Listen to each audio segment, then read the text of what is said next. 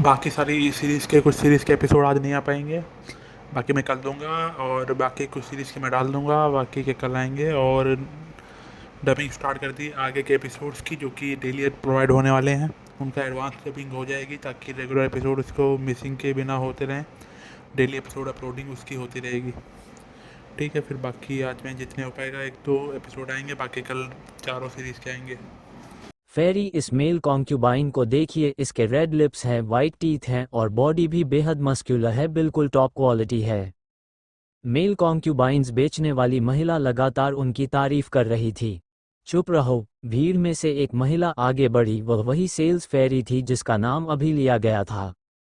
कशिश Saint speak की इस generation की सबसे मॉन्स्ट्रस और एक्स्ट्रॉर्डनरी जीनियस, उसकी रेप्यूटेशन बेहद टेरिफाइंग थी। वह तन्वी और लव जैसे प्रोडिजीज की जनरेशन से बिलोंग करती थी। उसकी current cultivation returning to emptiness realm की 9th लेवल पीक तक पहुंच चुकी थी। यंगर जनरेशन में उसे एब्सोल्यूट टॉप टियर मॉन्स्टर माना जाता था। कशिश धीरे धीरे उस मेल स्लेव के सामने जाकर खड़ी हुई और उसे ऊपर से नीचे तक देखने लगी। निरीक्षण किए जा रहे मेल स्लेव की हालत खराब हो गई, वह कांपने लगा। इस समय वह किसी इंसान से ज्यादा स्लॉटर के लिए चुने जा रहे डोंकी जैसा लग रहा था। दिखने में तो ठीक है लेकिन बहुत वीक है, इतनी मार भी नहीं सह पाएगा। कशिश ने सिर हिलाया और निराश होकर बाकी मेल कॉन्क्यूबाइंस की तरफ देखने लगी।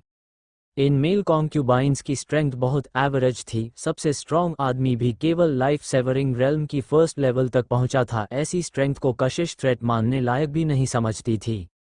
एफ फेरी, क्या आप फिर से सोच सकती हैं? विक्रेता महिला नर्वस होकर बोली, नहीं, यहाँ कोई सूटेबल नहीं है। कशिश ने कामली सिर हिलाया और अपनी ग्रुप के साथ आगे बढ़ गई। दूसरी तरफ आरव चुपचाप उनकी सारी बातचीत सुन रहा था। उसका दिमाग तेजी से काम करने लगा। वो सोच रहा था कि आखिर कशिश और उसकी ग्रुप का इस्तेमाल करके सेंट स्पीक के इनर रीजन में कैसे घुसा जाए। अचानक समझ गया। आरव की आंखें चमक उठी, उसे माउंट सैंड का एक खास रूल याद आया। यहाँ पुरुष कैजुअली महिलाओं को अफेंड नहीं कर सकते थे। अगर कोई आदमी सेंट स्पीक की डिसाइपल को अफेंड करता तो वह महिला उसके साथ कुछ भी कर सकती थी। शुरुआत में ये रूल सुनकर आरव स्पीचलेस रह गया था, लेकिन अब उसे लगा कि इस रूल का फायदा उठाया जा सकता है। आरव साइलेंटली आगे बढ़ा। उसका प्लान था कशिश को प्रोवोक करना। कशिश अपनी ग्रुप के साथ आगे बढ़ रही थी, तभी सामने से आरव सिर झुकाए हुए उनकी ओर चलता हुआ आने लगा। उसने बिल्कुल रास्ता नहीं बदला, ऐसा लग रहा था मानो उसने सामने किसी को देखा ही न हो। हम कशिश ने हल्का सा फ्राउन किया। उसके साथ चल रही सेंट स्पीक की बाकी डिसाइपल्स भी रुक गईं। माउंट सैंड के रूल्स बहुत क्लियर थे। अगर कोई आदमी किसी महिला को देखे तो उसे तुरंत रास्ता छोड़ना होता था। लेकिन यह आदमी, वह सीधे उनकी तरफ चला आ रहा था और रास्ता देने का स्लाइटेस्ट इंटेंशन भी नहीं दिखा रहा था। आरव सिर झुकाए हुए आगे बढ़ता रहा, मानो कुछ हुआ ही न हो। तुम्हारी हिम्मत कैसे हुई? जैसे ही आरव उनके करीब पहुंचा, सेंट स्पीक की एक डिसाइपल आगे बढ़ी और कोल्ड वॉइस में चिल्लाई। लेकिन आरव नहीं रुका, वह लगातार आगे बढ़ता गया। कशिश, बाकी सेंट स्पीक गर्ल्स।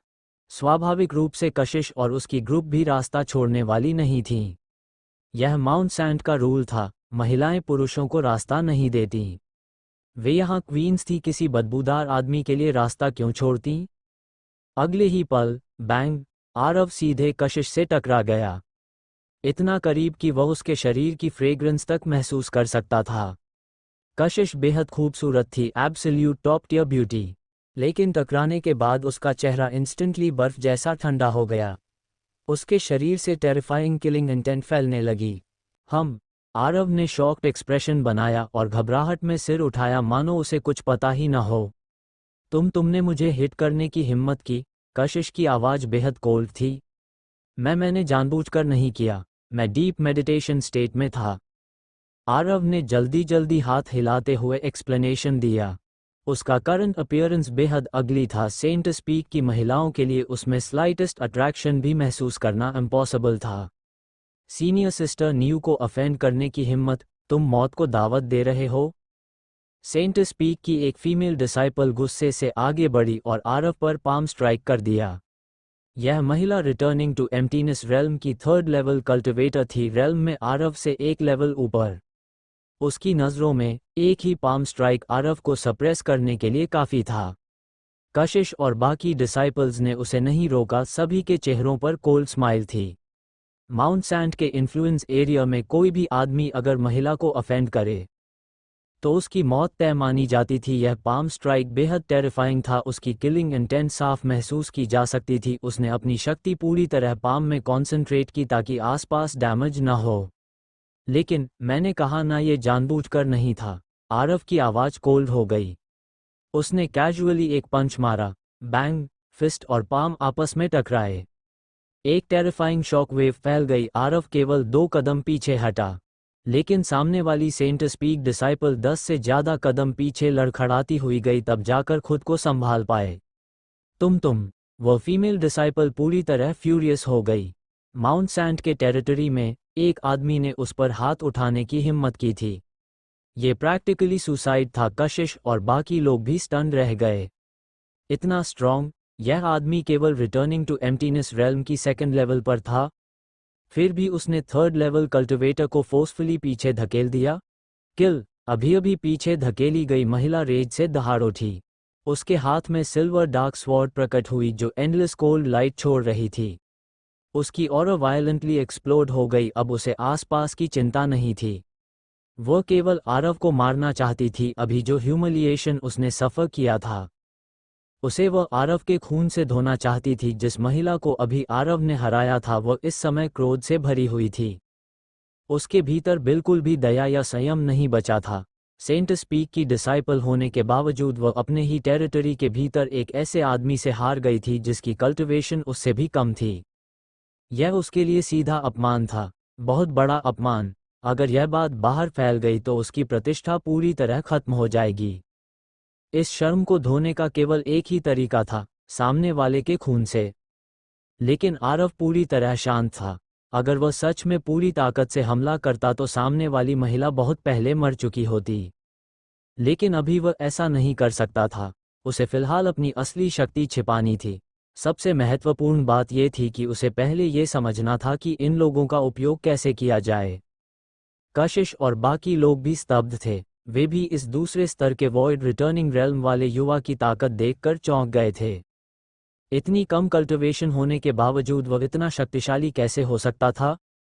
मार डालो उसे, महिला ने गुस्से में चिल्लाते हुए अपनी लंबी तलवार प्रकट की। तलवार आकाश में उड़ गई और देखते ही देखते 10,000 फीट लंबी विशाल स्वॉर्ड में बदल गई जो भयानक किलिंग इंटेंट के साथ आरव पर टूट पड़ी। उस वार में मानो आकाश और पृथ्वी को चीर डालने की शक्ति थी। यह उसकी ट्रम्प कार्ड टेक्निक थी। उसके अनुसार अगर सामने वाला इस तलवार से टकरा गया तो या तो तुरंत ब्लड मिस्ट बन जाएगा या कम से कम गंभीर रूप से घायल जरूर होगा। लेकिन आरव के चेहरे पर अब भी कोई घबराहट नहीं थी। ये तो हद हो गई, मैं तो अभी मेडिटेशन में था और मैंने पहले ही माफ़ी भी मांग ली थी। उसने गुस्से का नाटक करते हुए एक मुक्का मारा। उस मुक्के में भयानक शक्ति समाई हुई थी। अगले ही पल महिला द्वारा बनाई गई 10,000 फीट लंबी तलवार सीधे टूटकर बिखर गई। तुम पुफ! महिला पूरी तरह स्तब्ध रह गई।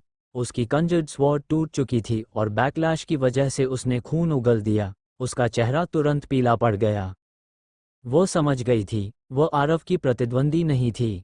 उसकी सबसे शक्तिशाली अटैक को सामने वाले ने केवल एक साधारण पंच से नष्ट कर दिया था। ये झटका उसके लिए असहनीय था। आरव शांत बना रहा और मुड़कर वहां से जाने लगा। तुम्हें क्या लगता है तुम ऐसे ही चले जाओगे? लेकिन जैसे ही वह जाने लगा कशिश और सेंट स्पीक की बाकी डिसाइपल्स ने तुरंत उसे घेर लिया। सभी लोग आरव को उत्सुक नज़रों से देख रहे थे। इस युवक की कल्टिवेशन भले ही ज़्यादा नहीं थी लेकिन उसकी स्ट्रेंथ बेहद भयानक थी। वह निश्चित रूप से एक जीनियस था। फिर भी उनमें से किसी को डर नहीं लग रहा था, क्योंकि यहाँ कशिश मौजूद थी। वो इस पीढ़ी की सेंट स्पीक की नंबर 1 प्रोडिजी थी। कशिश ने अभी हुई पूरी लड़ाई साफ देखी थी। उसे मानना पड़ा कि आरव सच में बहुत ताकतवर था। लेकिन उसकी नज़र में बात बस इतनी ही थी, तुमने सेंट स्पीक के लोगों को घायल किया है और अब सोचते हो कि ऐसे ही जा सकते हो? एक फीमेल डिसाइपल ने जोर से कहा, इसे मार डालो। वही महिला जिसे आरव ने अभी खून उगलने पर मजबूर किया था फिर से चिल्लाती हुई उसकी तरफ बढ़ी। इस हंगामे ने आसपास के लोगों का ध्यान खींच लिया। उसी समय आरव के सिर के ऊपर अचानक एक प्रकाश स्तंभ चमक उठा। उससे अजीब ऑरा निकल रही थी। ये स्पष्ट रूप से एक ट्रैपिंग फॉर्मेशन था। ये आरव एक पल के लिए चौंक गया। उसे तुरंत समझ आ गया कि ऊपर चमक रही यह रोशनी कोई अच्छी चीज नहीं थी। अगर कोई साधारण व्यक्ति इसमें फंस जाए तो उसके लिए बच निकलना लगभग असंभव होता। लेकिन वह केवल दूसरों के लिए था। आरव के पास पावर ऑफ ऑल थिंग्स थी। दुनिया की कोई फॉर्मेशन उसे सच में रोक नहीं सकती थी। फिर भी उसने शॉक्ड और पैनिक होने का अभिनय किया। ये क्या हो रहा है? मुझे छोड़ दो, वह लगातार चिल्लाने लगा। जल्द ही आसपास बड़ी संख्या में लोग जमा हो गए, जिनमें सेंटर्स पीक की गार्ड्स भी शामिल थीं। ये सभी गार्ड्स महिलाएं थीं। सेंटर्स पीक के भीतर अगर कोई पुरुष ट्रबल क्रिएट करे तो उसके परिणाम बेहद गंभीर होते थे। क्या हुआ यहाँ? और क्या होगा? यह आदमी ट्रबल कर रहा है। जो भी पुरुष यहाँ ट्रबल करे उसे मार डालो। आरव अंदर ही अंदर पूरी तरह स्पीचलेस हो गया। वह तो केवल कशिश के करीब आने का मौका ढूंढना चाहता था। फिर किसी तरह सेंटर्स पीक के इनर रीजन में घुसना चाहता था। लेकिन बात आखिर यहाँ तक कैसे पहुँच गई? पूरा प्लान बिल्कुल स्मूथ नहीं चल रहा था। सेंटर्स पीक के कई पावरफुल एक्सपर्ट्स आगे बढ़ने ही वाले थे। उनकी नज़र में आरव फॉर्मेशन में फंस चुका था और अब उसके लिए भागना असंभव था। ऊपर से आरव दर्द से चिल्लाता हुआ दिखाई दे रहा था, लेकिन वास्तव में वह पहले से तैयार था। अगर बात ज़्यादा बिगड़ गई तो उसके पास केवल एक ही विकल्प बचता, फॉर्मेशन तोड़कर दूर भाग जाना। रुको! उसी समय कशिश ने अचानक आवाज़ लगाई। सेंटर्स पीक की गार्ड्स तुरंत रुक गईं। कशिश की सेंटर्स पीक में बहुत ऊंची स्थिति थी। वह अपनी जनरेशन की सबसे बड़ी प्रोडिजी थी और भविष्य में निश्चित रूप से सेंटर्स पीक की महत्वपूर्ण फिगर बनने वाली थी। कोई भी उसकी बात टालने की हिम्मत नहीं करता था। फेरी न्यू, आपका क्या आदेश है? एक गार्ड ने सम्मानपूर्वक पूछा। सेंटर्स पीक में लगभग हर महिला को फेरी कहकर संबोधित किया जाता था। यह आदमी बुरा नहीं है, मैं इसे अपना मेल स्लेव बनाना चाहती हूँ, कशिश ने शांत स्वर में कहा। ये सुनकर आरव ने मन ही मन राहत की सांस ली। असल में यही उसका उद्देश्य था। जब उसने कशिश के सामने अपनी ताकत दिखाई थी तो उसका मकसद उसी का ध्यान आकर्षित करना था। सेंटर्स पीक की फीमेल गार्ड्स पूरी तरह दंग रह गईं। कशिश को यह आदमी पसंद आ गया। वह इसे मेल स्लेव बनाना चाहती है। अगर आरव कोई बेहद सुंदर पुरुष होता तो बात समझ में आती, लेकिन उसका वर्तमान रूप बेहद कुरूप था। सेंटर्स पीक की डिसाइपल्स को अपनी आंखों पर विश्वास नहीं हो रहा था। कशिश को ऐसा टेस्ट पसंद है, इतना बड़ा भारी और बदसूरत आदमी, और वह उसमें रुचि ले रही है। क्या इसे ही नॉट बीइंग पिकी ईटर कहते हैं? कशिश ने आसपास की नजरें देख लीं। वह शांत स्वर में बोली, मैं केवल एक मेल वॉर स्लेव ट्रेन करना चाहती हूँ। वॉर स्लेव्स ये सेंटर्स पीक की विशेष परंपरा थी। महिलाएं पुरुषों को ट्रेन करके उन्हें लॉयल फाइटिंग स्लेव्स बनाती थीं जो हर समय उनकी रक्षा करें। ओह, तो ऐसा है। आसपास मौजूद लोग तुरंत समझ गए। अगर फेरी न्यू ऐसा चाहती हैं तो यह आदमी अब आपका है, गार्ड ने सम्मान से कहा। फिर वे सभी वहां से हट गईं। कशिश ने फॉर्मेशन में बंधे आरव की ओर देखा। उसके होठों पर डोमिनेटिंग स्माइल उभरी। पुरुष, मेरे सामने सबमिट हो जाओ, मेरे स्लेव बनो और मैं तुम्हें एंडलेस ग्लोरी दूंगी। तुम्हें दुनिया का सबसे शानदार मेल स्लेव बना दूंगी। आरव, अगर उसे कशिश का उपयोग करके सेंटर्स पीक के इनर रीजन में प्रवेश नहीं करना होता तो वह कसम खाकर कह सकता था कि कोई उससे इस तरह बात करने की हिम्मत नहीं करता। वह तो इस महिला को पूरी तरह लूट लेने तक का सोच चुका था। मैं तैयार हूं, आरव ने बिना किसी रेजिस्टेंस के तुरंत जवाब दे दिया। क्या? कशिश स्तब्ध रह गई। केवल वही नहीं, सेंटर्स पीक की बाकी डिसाइपल्स भी हैरान रह गईं। यह आदमी रेजिस्ट क्यों नहीं कर रहा? ये ठीक नहीं लग रहा। उसके सिर पर हेलो है, इसका मतलब वह बाहर से आया है। फिर उसमें बिल्कुल भी बैकबोन क्यों नहीं है? अजीब है, बहुत अजीब। आसपास की फीमेल डिसाइपल्स आपस में चर्चा करने लगीं। आरव समझ गया कि वे शॉक्ड क्यों थीं। असल में उसने बहुत जल्दी अग्री कर लिया था। आरव मन ही मन गाली देना चाहता था। मैं खुशी खुशी तैयार हुआ और इन्हें वही पसंद नहीं आया। अब तो ये लोग उस पर शक करने लगी थीं।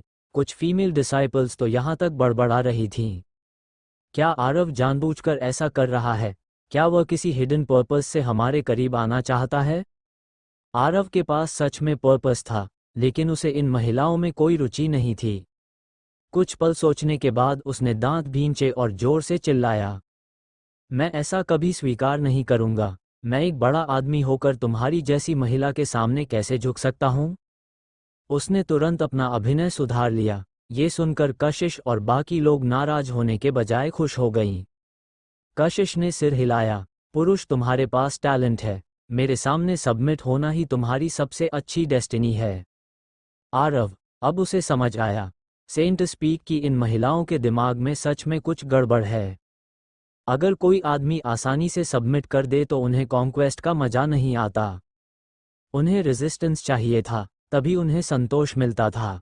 हाँ, आरव ने मन ही मन लंबी सांस ली और दांत भींचकर बोला, मैं कभी नहीं मानूंगा, मर जाऊंगा लेकिन सबमिट नहीं करूंगा। अच्छा, कशिश आत्मविश्वास से मुस्कुराई, मैं तुम्हें एक मौका देती हूँ।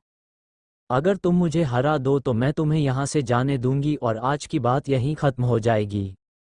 लेकिन अगर तुम हार गए तो तुम मेरे स्लेव बनोगे।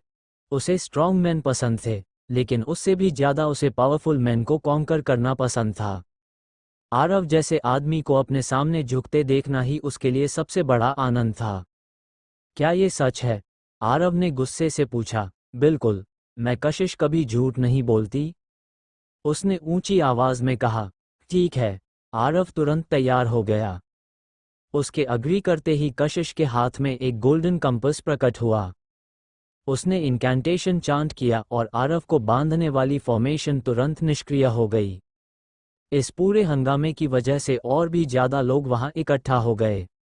सभी महिलाएं थीं और उत्साह से आगे का दृश्य देखने का इंतजार कर रही थीं। क्या यह आदमी फेरी न्यू को चैलेंज करने वाला है? हाँ, फेरी न्यू इसे अपना मेल कॉन्क्यूबाइन बनाना चाहती हैं। एक mere second level void returning realm cultivator फेरी न्यू को चुनौती देने की हिम्मत कर रहा है। इतना बदसूरत होने के बावजूद फेरी न्यू ने इसे चुना, फिर भी यह खुश नहीं है। चारों ओर मॉकिंग वॉइसेस गूंजने लगी, लेकिन आरव को इसकी बिल्कुल परवाह नहीं थी। या यूं कहें कि उसके मन में कोई हलचल ही नहीं हुई। वह यहाँ केवल सेंट स्पीक के इनर रीजन में घुसने आया था। वह अब पहले वाला घमंडी युवा नहीं रहा था, वह काफी मैच्योर हो चुका था। आओ पुरुष, मुझे अपनी ताकत दिखाओ। कशिश आत्मविश्वास से खड़ी थी। उसने दोनों हाथ पीठ के पीछे बांध लिए और आरव को पहला हमला करने दिया। ठीक है, मैं आ रहा हूं। आरव की ऑरा अचानक फूट पड़ी। वह आकाश में उछला और जोर से गरजा, मारो। उसने एक मुक्का नीचे की ओर फेंका। ये पंच पहले वाली अटैक से भी ज्यादा शक्तिशाली था, जिसने 10,000 फीट लंबी स्वॉर्ड को तोड़ दिया था। आसपास मौजूद लोग चौंक गए। यह आदमी सच में बहुत ताकतवर था। लेकिन पुरुष, तुम अभी बहुत कमजोर हो। कशिश ने हल्का सिर हिलाया और आराम से अपनी हथेली आगे बढ़ा दी। उसकी हथेली का वार देखने में बेहद साधारण लग रहा था, लेकिन उसके भीतर छिपी शक्ति आरव के अभी-अभी किए गए पंच से कहीं ज्यादा भयानक थी। अगले ही पल आरव के पंच की रोशनी पूरी तरह बिखर गई। आरव ने जानबूझकर खुद को कमजोर दिखाया। उसका शरीर पीछे की ओर उड़ गया और उसने मुंह से खून भी उगल दिया। धड़ाम, वह जोर से जमीन पर आ गिरा। उसका चेहरा लाल पड़ गया। फिर वह धीरे धीरे उठ खड़ा हुआ और गुस्से से कशिश को घूरने लगा। पुरुष, अब क्या तुम मेरे सामने सबमिट होने को तैयार हो? कशिश ने शांत स्वर में कहा, लेकिन अंदर ही अंदर वह बेहद खुश थी। उधर आरव भीतर से पूरी तरह परेशान हो चुका था। वह तो पहले ही खुशी खुशी सरेंडर करने को तैयार था, लेकिन अब सभी लोग उसे पागल समझ रहे थे। क्या सच में उसे पिटना जरूरी था? क्या ये लोग तभी संतुष्ट होते हैं? ऊपर से उसे इतना रियलिस्टिक एक्टिंग भी करनी पड़ रही थी कि वो खुद थक चुका था। आरव ने दांत भींच लिए। उसके चेहरे पर गुस्सा और अपमान का भाव उभर आया। आखिर में उसने गहरी सांस ली। उसकी आंखों में बेबसी और उदासी दिखाई दी। फिर उसने बेहद अनविलिंग एक्सप्रेशन के साथ कहा, मैं सरेंडर करता हूं। बहुत अच्छा। कशिश जोर से हंस पड़ी। पुरुष, चिंता मत करो, ये तुम्हारे जीवन का सबसे सही फैसला साबित होगा। आरव, अब तो आरव खुद अपनी एक्टिंग स्किल्स से प्रभावित हो चुका था। आसपास की सभी महिलाओं ने उसकी एक्टिंग पर पूरी तरह विश्वास कर लिया था। वास्तव में उसने इन्हें पूरी तरह बेवकूफ़ बना दिया था, लेकिन वह मन ही मन बेहद क्यूरियस भी था। अगर कशिश को उसकी असली ताकत का पता चल जाए तो क्या वो अब भी इतनी कॉन्फिडेंट होकर बातें कर पाएगी? शायद हाँ, क्योंकि आरव ने महसूस कर लिया था कि सेंट स्पीक की लगभग सभी महिलाएं मानसिक रूप से थोड़ी असामान्य थीं। इसके बाद कशिश आरव को लेकर वहां से चली गई। उसके सिर के ऊपर चमक रही लाइट बीम भी गायब हो गई। उस चीज को लॉक लाइट कहा जाता था। ये सेंट स्पीक का विशेष नाम था। इसका अर्थ था पुरुषों पर लगाया गया बंधन। यहाँ पुरुषों की स्थिति बिल्कुल स्ट्रॉ जैसी थी, और मेल स्ट्रॉ की तो उससे भी बदतर। यहाँ फीमेल स्ट्रॉ की स्थिति भी पुरुषों से ऊंची मानी जाती थी। कशिश और बाकी लोग सीधे इनर डोमेन की ओर लौट गए। जैसे ही आरव ने इनर डोमेन में प्रवेश किया, उसे बेहद घनी स्पिरिचुअल एनर्जी महसूस हुई। वो ऊर्जा किसी सेलेस्टियल मिस्ट जैसी लग रही थी। अब जाकर आरव को सेंट स्पीक नाम का असली कारण समझ आया। इनर रीजन के भीतर एक बेहद विशाल पर्वत खड़ा था। वो पर्वत एक विशाल प्लैनेट पर स्थित था। सिर्फ वही माउंटेन पूरे ग्रह का आधा हिस्सा घेरता हुआ दिखाई देता था। इनर डोमेन में रहने वाले सभी लोग सेंट स्पीक के डिसाइपल्स थे। उनमें ज्यादातर महिलाएं थीं। पुरुष यहाँ 1000 में एक से भी कम थे। और सबसे रिडिक्यूलस बात यह थी, आरव ने देखा कि यहाँ मौजूद हर पुरुष के गले में कॉलर लगा हुआ था। हाँ, बिल्कुल कॉलर, कुत्तों की लीश जैसा कॉलर। मेरे साथ आओ, कशिश ने आरव की ओर देखते हुए शांत स्वर में कहा। ओह ठीक है। आरव ने सिर हिलाया और उसके पीछे चल पड़ा। कशिश बेहद कॉन्फिडेंट थी। वह आरव को सीधे अपने केव मैंशन में ले गई। वह रिटर्निंग वॉइड रेल्म की 9th लेवल पीक जीनियस थी। यहाँ तक कि 100 मैनिफेस्टेशंस रेल्म के एक्सपर्ट से भी लड़ सकती थी। इसलिए उसे बिल्कुल चिंता नहीं थी कि आरव कभी मास्टर डिवावरिंग जैसी हरकत करेगा। कशिश का केव मैंशन बेहद विशाल था। उसके भीतर एक स्वतंत्र प्राइवेट स्पेस था। अंदर प्रवेश करते ही रिच स्पिरिचुअल एनर्जी से भरा सुंदर गार्डन दिखाई देता था। पुरुष, तुम्हारा नाम क्या है? कशिश ने शांत स्वर में पूछा।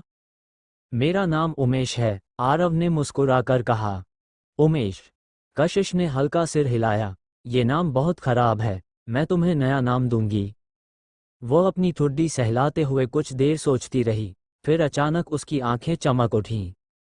आज से तुम्हारा नाम गोली होगा, आरव। क्या उसने सच में उसे कुत्ता समझ लिया था? अगर कुत्ता भी बनाना था तो कम से कम कोई थोड़ा पावरफुल नाम रखती। ये गोली आखिर क्या बकवास था? आरव भीतर से गुस्से से भर गया, लेकिन उसने गहरी सांस लेकर खुद को शांत किया। अभी गुस्सा करने का समय नहीं था। पहले उसे कशिश से और जानकारी निकालनी थी। बहुत बहुत धन्यवाद, आरव ने दांत पीसते हुए कहा।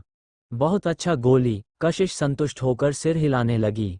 मेरे साथ आओ। वह आरव को लेकर केव के अंदर चली गई। अब जब तुम मेरे मेल स्लेव बन चुके हो तो मैं तुम्हारे साथ बुरा व्यवहार नहीं करूंगी। उसने आरव को एक बड़े कमरे में ले जाकर कहा, आज से ये तुम्हारा रहने का स्थान होगा। ओह ठीक है, आरव ने सिर हिलाया। अब मैं तुम्हारे लिए स्लेव सर्कल तैयार करूंगी। हालांकि मैं तुम्हें ज्यादा रिस्ट्रिक्ट नहीं करूंगी, तुम्हें काफी फ्रीडम मिलेगी। कशिश ने शांत स्वर में कहा। Slave circle? आरव ने पूछा, वह क्या होता है? तुमने इनर डोमेन में बाकी पुरुषों के गले में जो कॉलर्स देखे थे वही स्लेव कॉलर्स हैं। कशिश ने समझाया। स्लेव सर्कल पुरुषों को नियंत्रित करने का तरीका है। पुरुष बहुत वायलेंट होते हैं। उनके भीतर वायलेंस की ऑरा हमेशा प्रबल रहती है। पहले कई बार मेल स्लेव्स अपने मास्टर्स पर हमला कर चुके हैं, यहाँ तक कि उन्हें डिवावर भी कर चुके हैं। इसीलिए ये स्लेव सिस्टम बनाया गया। अब जाकर आरव को समझ आया कि यह स्लेव सिस्टम आखिर क्या था। संक्षेप में कहें, यह महिलाओं द्वारा अपनी सुरक्षा के लिए बनाया गया रिस्ट्रेन सिस्टम था। उन्हें डर था कि उनके मेल स्लेव्स उन पर हमला कर सकते हैं। हर स्लेव सर्कल का अलग नंबर होता था। आरव ने अपने पूरे जीवन में कभी इतना अपमान महसूस नहीं किया था। ये साधारण पिटाई से अलग था, ये सीधा स्पिरिचुअल ह्यूमिलिएशन था। ठीक है गोली, तुम यहीं रुको, मैं स्लेव सर्कल लेने जा रही हूँ। कशिश धीरे से बोली। स्लेव सर्कल के बिना तुम फ्रीली मूव नहीं कर सकते, वरना इनर डोमेन में घुसे किसी भी पुरुष को तुरंत मार दिया जाएगा।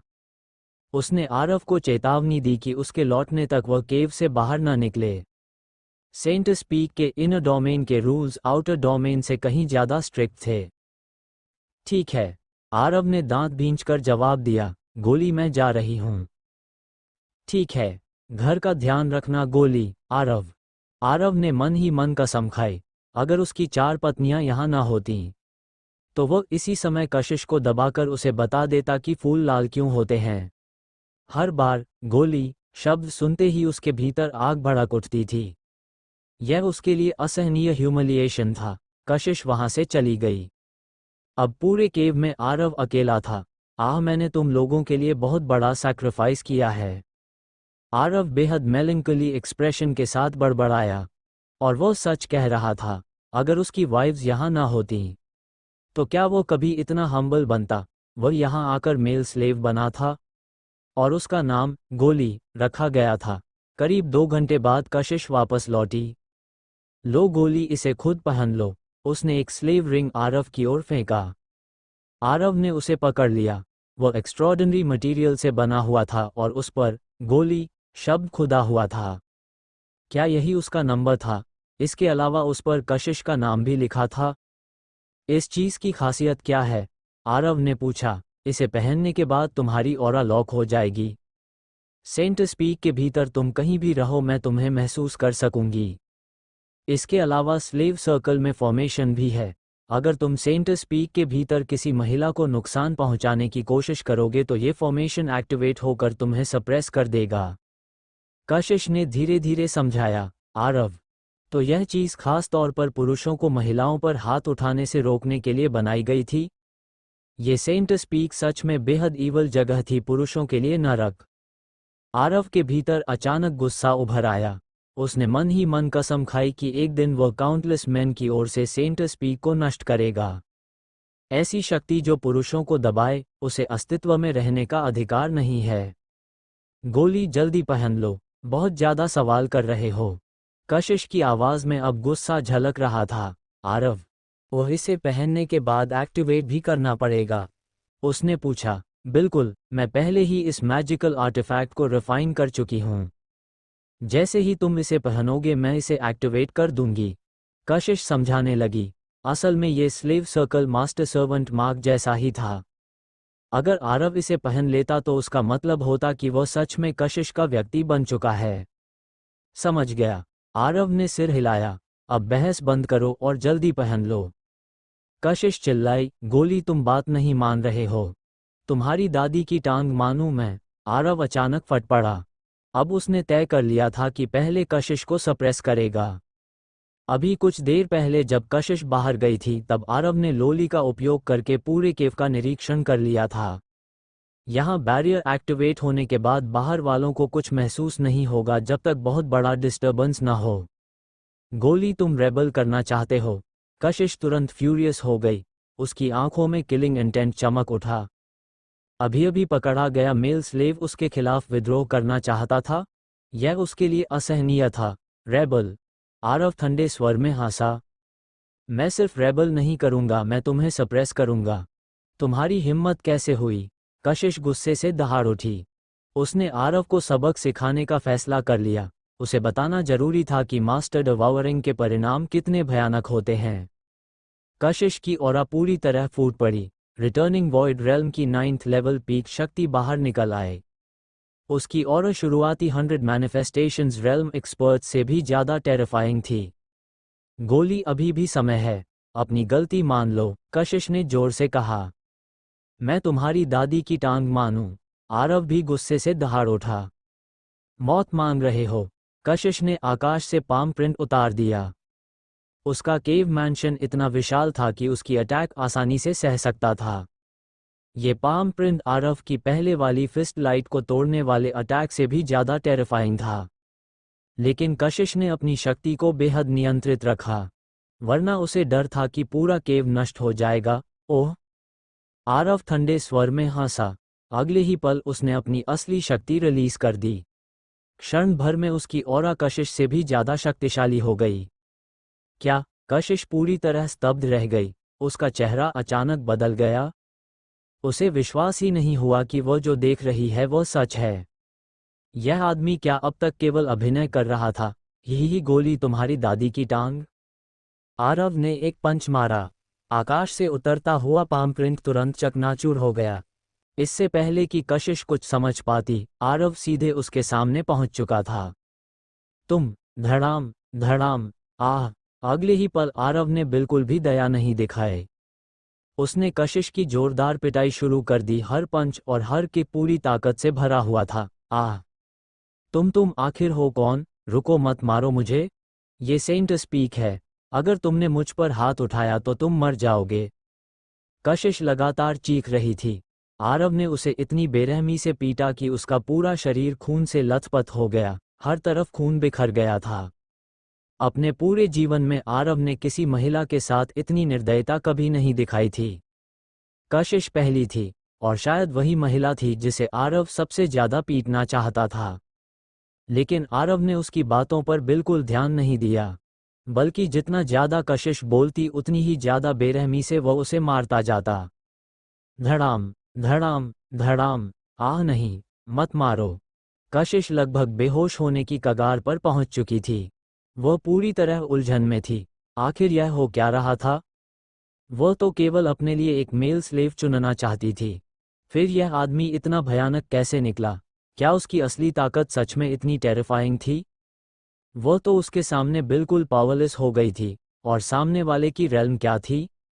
वॉइड रिटर्निंग रेल्म की सेकंड लेवल। ऐसा व्यक्ति, जब तक कोई आइडेंटिटी छिपाने वाला टेरिफाइंग पावरहाउस न हो, यह संभव ही नहीं था। ऐसे लोग फायर स्टार रीजन के सच्चे मॉन्स्ट्रस जीनियसेस होते थे। ऐसे मॉन्स्टर्स जो उसे भी सप्रेस कर सकते थे। और अब पूरे फायर स्टार फील्ड में ऐसा साहस और ताकत रखने वाला केवल एक ही व्यक्ति था।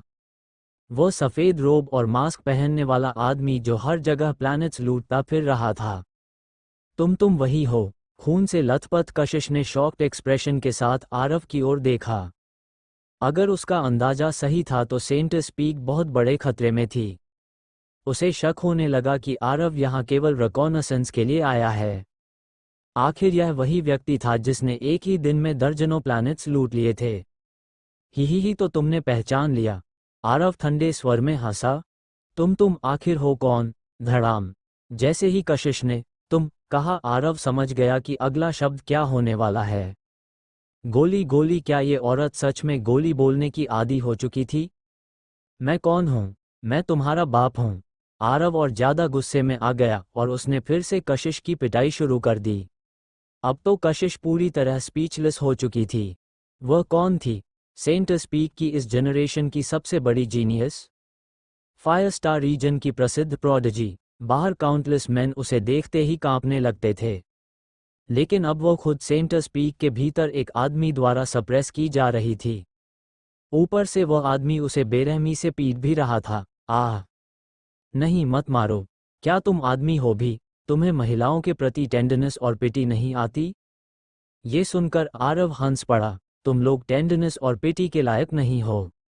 गुस्से में उसने कशिश के चेहरे पर 2 और किक्स मार दिए, इतनी ताकत से कि उसके कई सामने के दांत टूटकर बाहर गिर गए। तुम बहुत नीच हो। कशिश ने कांपते हुए अपना मुंह ढक लिया। उसके मुंह से लगातार खून बह रहा था। उसने मन ही मन कसम खाई, एक दिन वो इस आदमी को जरूर मार डालेगी। ठीक है, अब बकवास बंद करो। मैं सवाल पूछूंगा, तुम जवाब दोगी, समझी? आरव ने ठंडी आवाज में कहा। तुम मुझसे कुछ नहीं उगलवा पाओगे। कशिश ने दांत भींचकर जवाब दिया। उसे पूरा विश्वास था कि आरव सेंट स्पीक के लिए खतरा है। ऐसे में वो सेंट स्पीक के सीक्रेट्स कैसे बता सकती थी? अगर राज खुल गए तो सेंट स्पीक आसानी से खतरे में पड़ सकता था। खैर, अच्छा है। वैसे भी मेरा मन अभी तक नहीं भरा, और शायद तुम्हें भी अभी पर्याप्त पिटाई नहीं मिली है। आरव मुस्कुराया और सच में वैसा ही सोच रहा था। मैं बोलूंगी, देर हो चुकी है। धड़ाम धड़ाम धड़ाम! इसके बाद कशिश की फिर से पिटाई शुरू हो गई। पहली बार उसने खुद को इतना पावरलेस महसूस किया था। आरव के सामने उसके पास बिल्कुल रेजिस्टेंस नहीं था। वह केवल दूसरे की मर्सी पर निर्भर थी। उसके भीतर ह्यूमिलिएशन की भारी भावना भर गई। वो आरव को मार डालना चाहती थी, किसी भी कीमत पर, लेकिन दुर्भाग्य से वो ऐसा कर नहीं सकती थी। मैं पूछूंगा, तुम जवाब दोगी। अगर कुछ छिपाया तो मैं हाथ उठाऊंगा, समझी? और याद रखना, मुझसे झूठ मत बोलना। अगर झूठ बोला, ही, आरव के चेहरे पर खतरनाक मुस्कान उभरी। मैं तुम्हें सेंटस पीक से बाहर ले जाकर सबके सामने नंगा करके घुमाऊंगा। तुम्हारी हिम्मत कैसे हुई? कशिश की आंखें खून से भर गईं। लेकिन वो सच में डर चुकी थी। अगर सामने वाला सच में वही मास्क रॉबर था, तो ऐसा क्या था जो वह करने की हिम्मत नहीं रखता? उसने ब्लड क्लैन, अर्थ बीस्ट क्लैन और सी डेमन क्लैन तीनों को एक साथ अफेंड कर दिया था। यहाँ तक कि सेक्रेड बीस्ट रेल्म तक लूट लिया था। ऐसे आदमी के लिए क्या असंभव था? बताओ, सेंटस पीक के इनर रीजन में कुल कितने डिसाइपल्स हैं? आरव ने पूछा। मुझे कैसे पता होगा? धड़ाम धड़ाम धड़ाम।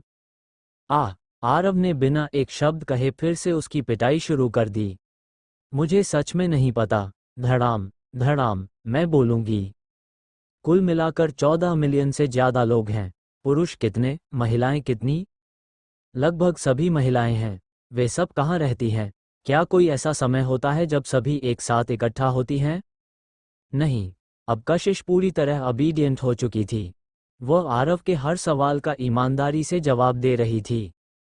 अब उसमें रेजिस्ट करने की हिम्मत नहीं बची थी। मुख्य कारण ये था, वो सच में आरव से डर चुकी थी। उसकी नज़र में आरव अब टिपिकल डेमन बन चुका था, और वह भी बेहद फरोशियस प्रकार का डेमन। हम तुम्हारे सेंट स्पीक में सबसे खूबसूरत डिसाइपल कौन है? कुछ सोचने के बाद आरव ने पूछा। असल में वह समृद्धि और बाकी लोगों के बारे में जानकारी लेना चाहता था, लेकिन वह सीधे उनके नाम नहीं पूछ सकता था।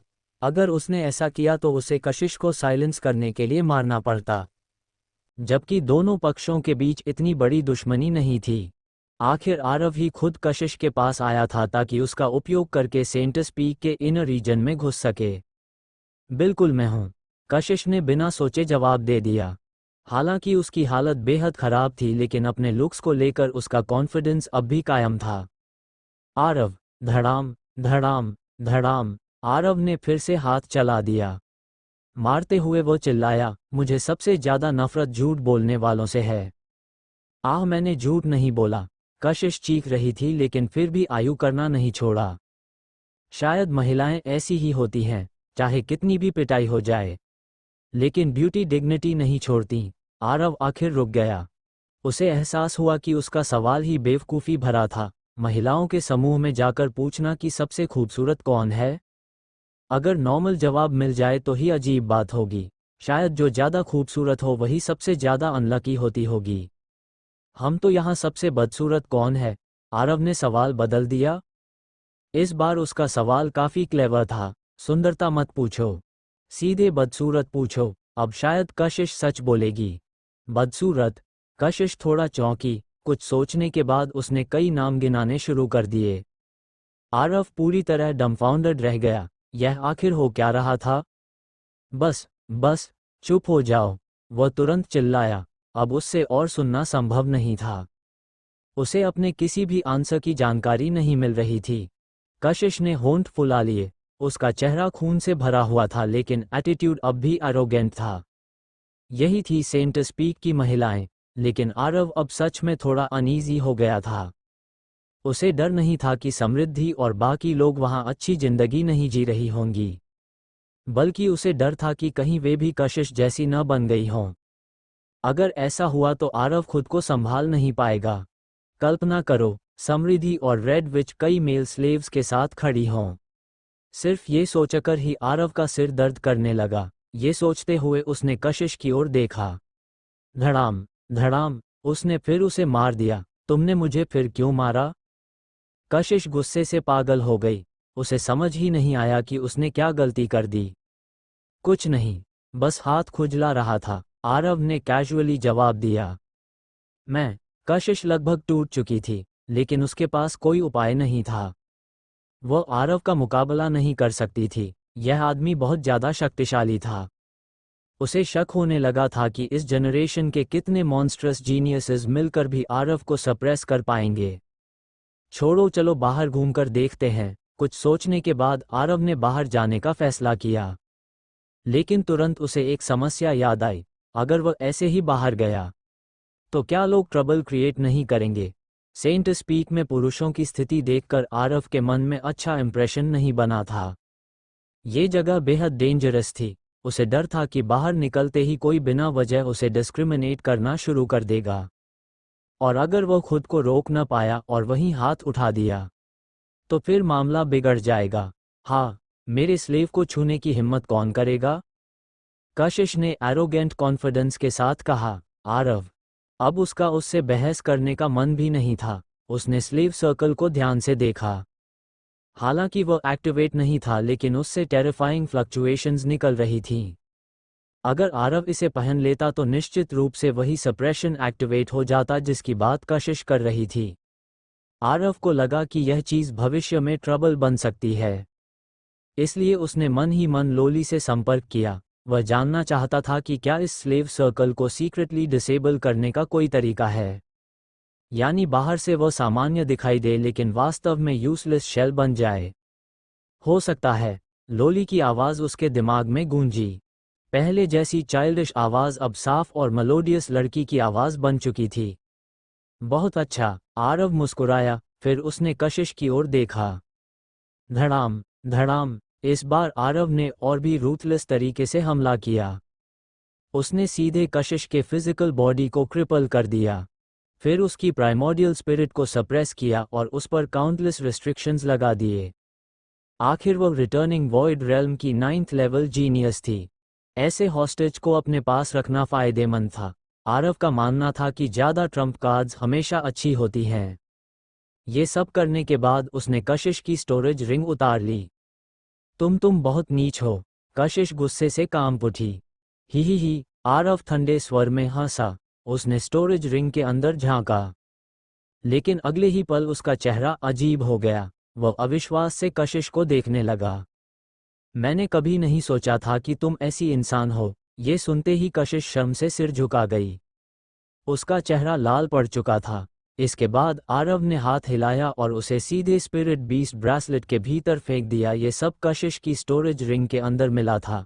उसमें अबंडेंट ओरिजिनियम और कई रेयर ट्रेजर्स तो थे ही, लेकिन उनके अलावा महिलाओं के कपड़ों का भी बड़ा ढेर पड़ा हुआ था। हालांकि इसमें कोई खास बात नहीं थी। आखिर आरव पहले भी कई फीमेल कल्टिवेटर्स को लूट चुका था, लेकिन असली समस्या उसके बाद शुरू हुई। कपड़ों के अलावा आरव को वहां अलग अलग प्रकार की लेदर विप्स भी मिली और उनके साथ कई इंटेरोगेशन टूल्स भी रखे हुए थे। यह महिला असल में जयंत जैसी ही फैटिश रखती थी। जयंत को शायद ऐसी औरतें पसंद आएंगी।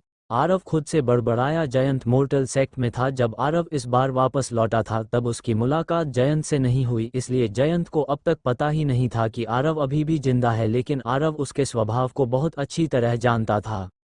इसके बाद आरव ने लोली को बुलाया और स्लेव सर्कल को मॉडिफाई करना शुरू किया। उसने स्लेव सिस्टम की रिस्ट्रिक्शंस हटा दी, लेकिन बाहर से देखने पर वह पहले जैसा ही दिखाई देता रहा। ये देखकर आरव ने लंबी सांस ली और स्लेव कॉलर अपने गले में पहन लिया।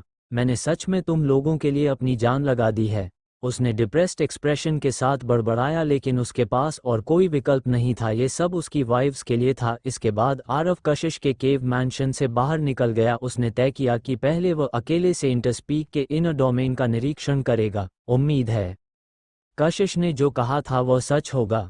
आरव मन ही मन बड़बड़ाया। कशिश ने उससे कहा था कि उसके मेल स्लेव्स को बाहर काफ़ी फेस मिलता है, लेकिन ये सच था या झूठ उसे खुद नहीं पता था। अगर यह सच निकला तो इससे आरव की बहुत सारी परेशानियां बच सकती थीं। आरव धीरे धीरे सेंट स्पीक के इनर डोमेन में घूमने लगा। उसने रास्ते में काउंटलेस फीमेल कल्टिवेटर्स को देखा। ये महिलाएं अलग अलग बैकग्राउंड से आई हुई थीं। ये बात उसे अभी थोड़ी देर पहले ही कशिश से पता चली थी। सेंट स्पीक के इनर रीजन में डिसाइपल्स की भी अलग अलग रैंक्स थीं, कुछ वैसा ही जैसे आउटर सेक्ट और इनर सेक्ट का अंतर। लेकिन यहाँ सबसे चौंकाने वाली बात यह थी कि सेंट स्पीक की सबसे निचली रैंक वाली महिला डिसाइपल की स्टेटस भी किसी पुरुष से ऊंची थी। यही था यहाँ का नियम और यही था सबसे बड़ा अंतर।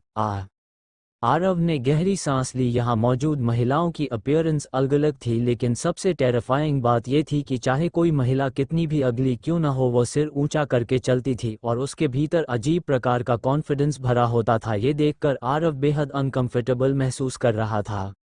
और सबसे बड़ी समस्या ये थी कि वह यहाँ किसी महिला को ज़्यादा देर तक देख भी नहीं सकता था। अगर उसकी नज़र एक ब्रेथ से ज़्यादा समय तक किसी महिला पर टिक जाती तो सामने वाली तुरंत उसे घूरने लगती। कई बार तो आरव लगभग हाथ उठाने वाला था, लेकिन आखिर में उसने खुद को रोक लिया। वह लगातार सेंट पीक के इनर रीजन में घूमता रहा। इस दौरान वह कई अलग अलग स्थानों पर गया, लेकिन जहां भी वह पहुंचता उसे कड़ी जांच का सामना करना पड़ता, और यह जांच करने वाली सभी महिलाएं थीं। उनके एक्सप्रेशंस भी खास फ्रेंडली नहीं थे। हालांकि जैसे ही वे आरव के स्लेव कॉलर को देखती, उनका रवैया तुरंत नरम पड़ जाता, उनकी हॉस्टिलिटी भी काफ़ी कम हो जाती। ये देखकर आरव ने राहत की सांस ली। कम से कम कशिश ने इस मामले में उससे झूठ नहीं बोला था, वरना वह सच में यहाँ एक कदम भी नहीं चल पाता।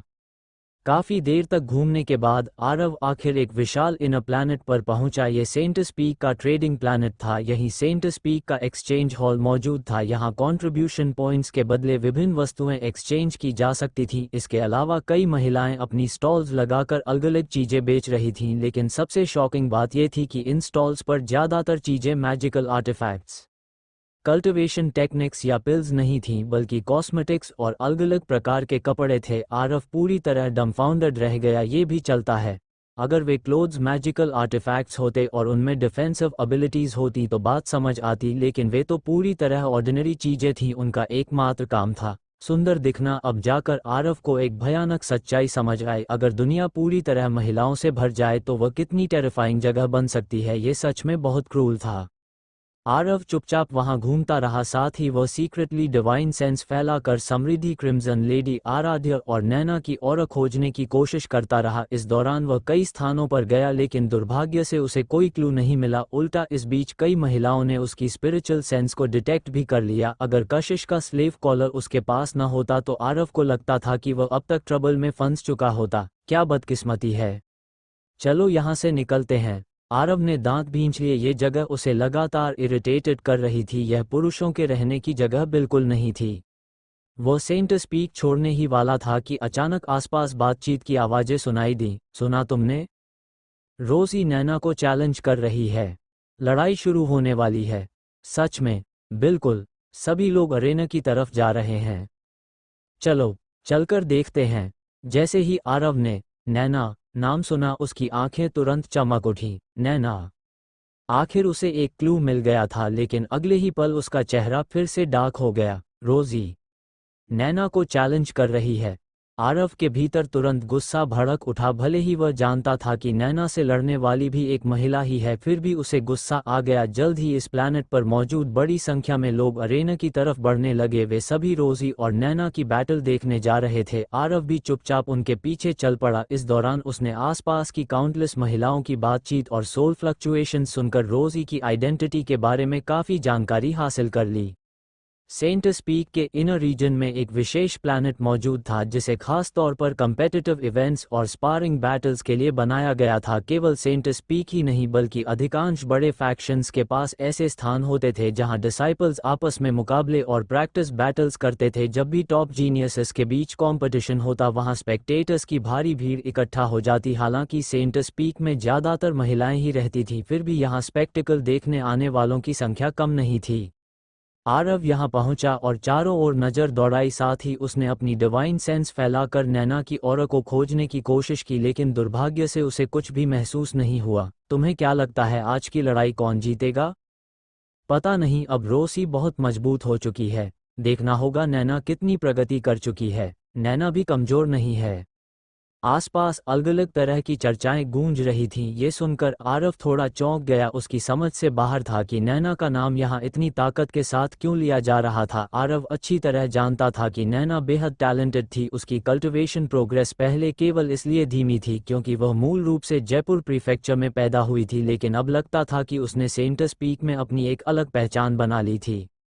आरव शांत बना रहा और अपने भीतर की एक्साइटमेंट दबा ली। अगर सब ठीक रहा तो शायद आज वह केवल नैना ही नहीं बल्कि क्रिम्सन लेडी समृद्धि और आराध्य को भी देख पाएगा। हालांकि यह भी संभव था कि नाम एक जैसे हों, लेकिन ऐसी संभावना बहुत कम थी। जैसे जैसे समय बीतता गया स्पेक्टेटर्स की भीड़ बढ़ती चली गई। यहाँ लगभग हर तरफ महिलाएं ही महिलाएं थीं, इसलिए आरव जैसा अकेला पुरुष बहुत कंस्पिक्यूअस दिखाई दे रहा था। जल्द ही कुछ महिलाओं की नज़र उस पर पड़ी और उन्होंने उसे निशाना बनाना शुरू कर दिया। हटो रास्ते से। एक आदमी होकर सामने खड़े होने की हिम्मत कैसे हुई? मेल स्लेव होकर यहाँ आने की जुर्रत की है?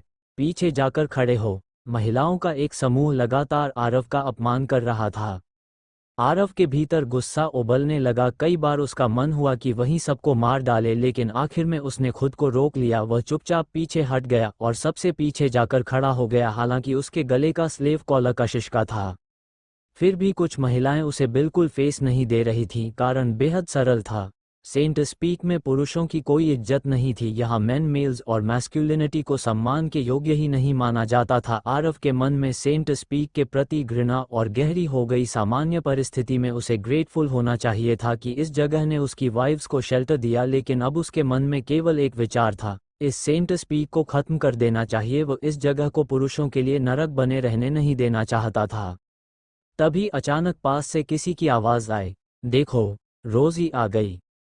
आरव तुरंत चौंक गया और उसने जल्दी से अरेना की ओर देखा। वह जानना चाहता था कि आखिर रोजी कैसी दिखती है। अगले ही पल एक बेहद सुंदर महिला सफ़ेद ड्रेस में उड़ती हुई अरेना पर उतरी। उसकी कलाई पर सुनहरे ब्रोकेड रिबन्स बंधे हुए थे और उसकी ऑरा बेहद एक्स्ट्रॉर्डिनरी थी। आरव ने उसे गौर से देखा और बुदबुदाया, इसका टेम्परामेंट नैना से काफ़ी मिलता जुलता है। उसे यह बात कुछ अजीब लगी। केवल टेम्परामेंट ही नहीं बल्कि दोनों की ऑरा में भी कुछ समानता थी। यह अजीब है, आरव मन ही मन सोच ही रहा था कि अचानक उसकी आंखें चमक उठीं, क्योंकि उसी समय उसे कई परिचित ऑराज महसूस हुईं।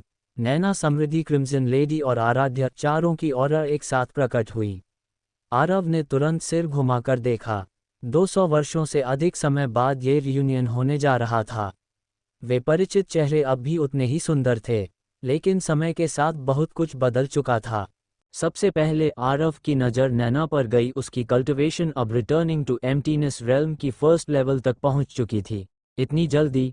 आरव अविश्वास से भर गया। उसने लगभग अपनी आंखें मल ली। नैना टैलेंटेड जरूर थी, लेकिन इतनी टेरिफाइंग स्पीड से कल्टिवेशन करना फिर भी शॉकिंग था। उसकी वर्तमान स्ट्रेंथ फायर स्टार रीजन के बड़े फैक्शंस के जीनियसेस के बराबर पहुंच चुकी थी। इसके बाद आरव ने समृद्धि को देखा। उसकी कल्टिवेशन लाइफ स्लेइंग रेल्म की 8th लेवल पर थी। यिन यांग सेक्रेड बॉडी होने के कारण उसकी प्रोग्रेस सामान्य लोगों से कहीं ज़्यादा तेज होनी चाहिए थी, लेकिन अब तुलना करने पर आरव को लगा कि समस्या समृद्धि की नहीं बल्कि नैना की टेरिफाइंग स्पीड की थी। क्रिम्सन लेडी की कल्टिवेशन लाइफ स्लेइंग रेल्म की 6th लेवल तक पहुंच चुकी थी। वहीं आराध्या सबसे पीछे होते हुए भी लाइफ स्लेइंग रेल्म की 5th लेवल तक पहुंच गई थी। आरव ने अपने भीतर उमड़ रही एक्साइटमेंट और शौक को दबा लिया। अब सबसे महत्वपूर्ण बात यह थी कि वह इन लड़कियों के करीब कैसे पहुंचे। कुछ देर सोचने के बाद वह बुदबुदाया, अगर जरूरत पड़ी तो शेमलेस बनना ही पड़ेगा। उसके दिमाग में पहले ही एक योजना बन चुकी थी। इस समय नैना सफ़ेद ड्रेस पहने अरेना पर खड़ी थी। उसका एक्सप्रेशन ठंडा और इंडिफरेंट था, मानो कोई आइस फेरी धरती पर उतर आई हो। जैसे जैसे उसकी कल्टिवेशन बढ़ी थी, उसका टेम्परामेंट भी और ज़्यादा एक्स्ट्रॉर्डिनरी हो गया था। अगर वह बाहर होती तो काउंटलेस मैन उसकी सुंदरता पर मोहित हो जाते, लेकिन दुर्भाग्य से यह सेंट स्पीक था। यहाँ की महिलाएं दूसरी महिलाओं की ब्यूटी से प्रभावित नहीं होती थीं, बल्कि कई बार तो उन्हें दूसरी सुंदर महिलाओं से इरिटेशन होती थी। नैना, आकर लड़ो, रोजी ने कोल्ड वॉइस में कहा। नैना की आंखों में भी ठंडी चमक उभरी। यही मैं भी चाहती हूँ, उसने शांत लेकिन बर्फ जैसी ठंडी आवाज में जवाब दिया। महिलाएं लड़ाई के मामले में पुरुषों से कहीं ज्यादा सीधी होती हैं। नैना के अरेना पर पहुंचते ही उसने बिना समय गंवाए बैटल की तैयारी शुरू कर दी। दूसरी ओर रोजी भी बिल्कुल यही चाहती थी। इस समय उसकी आंखों में गहरी मर्डरस इंटेंट भरी हुई थी। वह कोल्ड एक्सप्रेशन के साथ नैना को घूर रही थी, मानो किसी भी पल हमला कर देगी। नैना, सावधान रहना, समृद्धि ने जोर से आवाज लगाई। नैना, केयरफुल। आराध्या भी उतनी ही चिंतित दिखाई दे रही थी। नैना, उसे खत्म कर दो।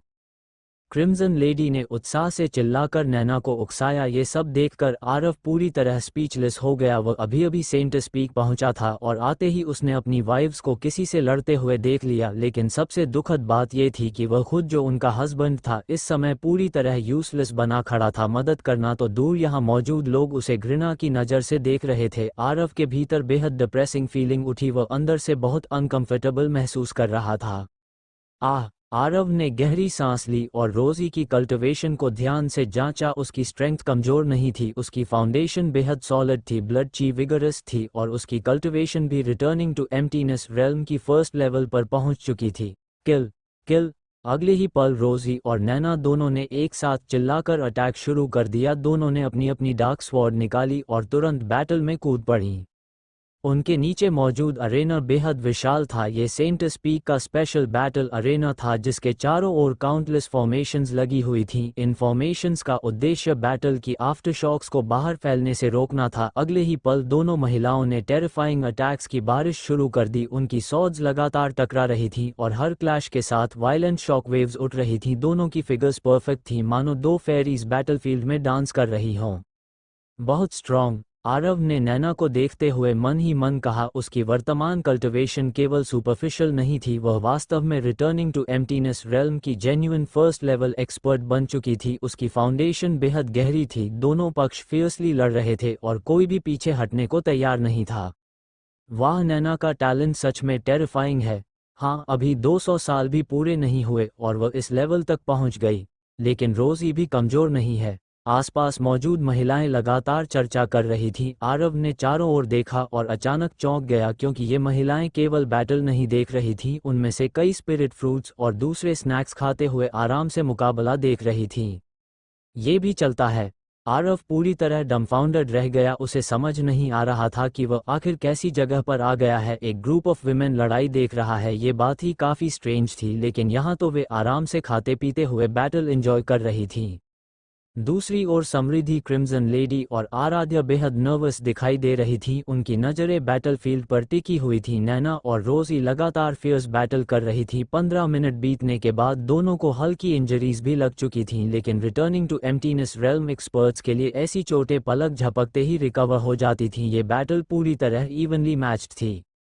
आरव ने अनुमान लगाया कि यह लड़ाई शायद ड्रॉ पर खत्म होगी। समय धीरे धीरे बीतता गया। देखते ही देखते 3 घंटे गुजर गए। अगर दोनों साइड्स इवनली मैच्ड न होती तो बैटल कब की खत्म हो चुकी होती। नैना के मेथड्स बेहद मिस्टीरियस थे। उसकी फिगर बार बार डिसअपियर होती और फिर थंडर लाइक अटैक्स के साथ सामने आ जाती, लेकिन रोजी भी इक्वली टेरिफाइंग थी, मानो उसे पहले से अंदाजा हो कि नैना अगला कदम क्या उठाने वाली है। वह हर अटैक को परफेक्टली रिजॉल्व कर रही थी। बैंग बैंग, दोनों पक्षों के अटैक्स लगातार टकरा रहे थे। नैना का एक्सप्रेशन आइस कोल्ड बना हुआ था। रोजी भी उतनी ही कोल्ड और रूथलेस दिखाई दे रही थी। इतनी इंटेंस बैटल अगर बाहर होती तो काउंटलेस पीपल एक्साइटमेंट से चीख उठते, हर कोई ब्रेथ रोक कर बैटल देखता, लेकिन यहाँ का माहौल बिल्कुल अलग था। उफ, अभी तक खत्म नहीं हुई, जल्दी खत्म करो, किसी की भी जीत हो, बस बैटल खत्म हो जाए। आसपास मौजूद सेंट स्पीक की कई डिसाइपल्स इम्पेशेंट होकर शिकायतें कर रही थीं। आरव पूरी तरह स्पीचलेस रह गया। उसे समझ नहीं आ रहा था कि यह आखिर कैसी जगह है। बाकी जगहों पर लोग चाहते हैं कि बैटल जितनी लंबी और एक्साइटिंग हो सके उतनी हो, लेकिन यहाँ महिलाएं चाह रही थीं कि लड़ाई जल्दी खत्म हो जाए। शायद उनकी बातें दोनों फाइटर्स ने सुन ली थीं या फिर कोई और कारण था। अचानक नैना और रोजी दोनों के अटैक्स और ज़्यादा रूथलेस हो गए। अब दोनों बिना किसी रिजर्वेशन के फुल पावर अटैक्स कर रही थीं। आरव की आंखें चौड़ी हो गईं और उसका पूरा ध्यान अरेना पर टिक गया। किल किल, दोनों ने एक साथ चिल्लाकर टेरिफाइंग स्वॉर्ड लाइट्स छोड़ी। हालांकि फॉर्मेशंस अटैक्स को रोक रही थी, फिर भी उन अटैक्स की टेरिफाइंग पावर स्पष्ट महसूस हो रही थी। अगले ही पल अरेना के भीतर वायलेंट एक्सप्लोजन हुआ। Boom boom, terrifying shock waves चारों ओर फैल गईं। इसके बाद नैना और रोजी दोनों पीछे हट गईं। उनकी ऑरस नोटिसबली वीक हो चुकी थीं, वे अब पीक स्टेट में नहीं थीं। अगली बार फिर लड़ेंगे, रोजी ने कोल्ड वॉइस में कहा। ठीक है, नैना ने भी शांत स्वर में जवाब दिया। आरव पूरी तरह कंफ्यूज्ड रह गया। बस खत्म? उसकी कल्पना से यह बैटल बिल्कुल अलग निकली। इसके बाद दोनों महिलाएं मुड़ी और अरेना छोड़कर चली गईं। आसपास मौजूद स्पेक्टेटर्स भी तेजी से डिस्पर्स हो गए जबकि आरव अब भी स्टंट खड़ा था। नैना और बाकी लड़कियां उड़कर जाने लगीं। आरव तुरंत उनके पीछे दौड़ा, वो उन्हें जाने नहीं दे सकता था। रुको सब लोग रुको। आरव बेहद तेज गति से उनके पास पहुंचा और उनका रास्ता रोक लिया। तुम कौन हो? क्या चाहिए? लड़कियों ने अनफ्रेंडली एक्सप्रेशंस के साथ आरव को घूरा, लेकिन अगले ही पल उन्हें कुछ स्ट्रेंज महसूस हुआ। इस आदमी की ऑरा किसी वजह से आरव से बेहद मिलती जुलती लग रही थी। क्या यह आरव हो सकता है? चारों लड़कियों के मन में एक ही विचार उठा, लेकिन अगले ही पल उन्होंने तुरंत उसे नकार दिया। कैसे हो सकता है? आरव तो मर चुका है, आराध्या ने धीमे स्वर में कहा। उसकी आंखों में सैडनेस उभर आई। मैं ज्यादा सोच रही हूँ। नैना का एक्सप्रेशन भी डार्क हो गया। आरव स्लेव कॉलर पहनकर कैसे घूम सकता है? समृद्धि ने दुख भरे स्वर में कहा। वहीं क्रिम्सन लेडी की आंखों में भी रिमेम्बरेंस की झलक उभरी। ये सब देखकर आरव पूरी तरह डम्फाउंडेड रह गया। उसने तो अभी तक कुछ किया भी नहीं था, लेकिन उसकी वाइफ सामने खड़ी होकर उसी के बारे में बात करने लगी। आरव कुछ पल चुप रहा, फिर उसने उनकी ट्रांस जैसी अवस्था तोड़ी। ओह तुम लोग! उसकी आवाज़ सुनते ही लड़कियां वापस रियलिटी में आईं। क्या चाहिए तुम्हें? समृद्धि ने डिस्गुस्टफिल्ड गेज से आरव को घूरा। अभी कुछ पल पहले उसे लगा था कि सामने वाले की ऑरा आरव जैसी है, लेकिन यह व्यक्ति तो मेल स्लेव था। वह आरव की तुलना ऐसे इंसान से कैसे कर सकती थी? उसके लिए यह आरव का इंसल्ट था, इसलिए उसके भीतर इरिटेशन भर गई। ओह, मैंने अभी फेरी की इमेंस स्ट्रेंथ देखी। मैं बेहद इम्प्रेस्ड हूँ, इसलिए मैं आपको फॉलो करना चाहता हूँ। क्या आप मुझे एक्सेप्ट करेंगी? आरव ने नैना की ओर देखते हुए चमकते दांतों के साथ कहा। क्या? नैना पूरी तरह स्टन्ड रह गई। समृद्धि, क्रिम्सन लेडी और आराध्या भी शौक में पड़ गई। किसी और का मेल स्लेव यहाँ आकर नैना को एक्नॉलेज करना चाहता था। ये पूरी तरह मैडनेस था। अगर ओरिजिनल ओनर को इसका पता चल गया तो कॉन्सिक्वेंसेस बेहद सीरियस होते। उन्होंने तुरंत आरव के स्लेव कॉलर को देखा। कशिश, ये सीनियर सिस्टर नीयू का मेल स्लेव है। क्रिम्सन लेडी शॉक्ड होकर चिल्लाई। ये सुनकर आसपास मौजूद लोग भी रुक गए। कई महिलाएं गॉसिप मोड में चली गईं। कशिश का मेल स्लेव नैना को मास्टर मानना चाहता है। क्या यह मरना चाहता है? अगर सीनियर सिस्टर नीयू को पता चला तो इसकी खाल उधेड़ दी जाएगी। आसपास गॉसिप शुरू हो गई। आरव अंदर से पूरी तरह स्पीचलेस था, हालांकि उसने पहले ही अंदाजा लगा लिया था कि ऐसा होगा। कैसा रहेगा फेरी? आरव ने मुस्कुराकर पूछा। दफा हो जाओ, मुझे मेल स्लेव्स की जरूरत नहीं, नैना ने कोल्ड वॉइस में कहा। उसकी आंखों में स्पष्ट मर्डरस इंटेंट थी।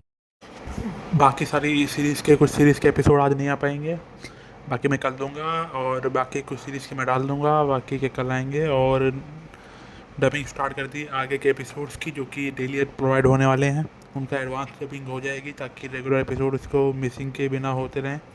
डेली एपिसोड अपलोडिंग उसकी होती रहेगी। ठीक है, फिर बाकी आज में जितने हो पाएगा 1-2 एपिसोड आएंगे, बाकी कल चारों सीरीज़ के आएंगे।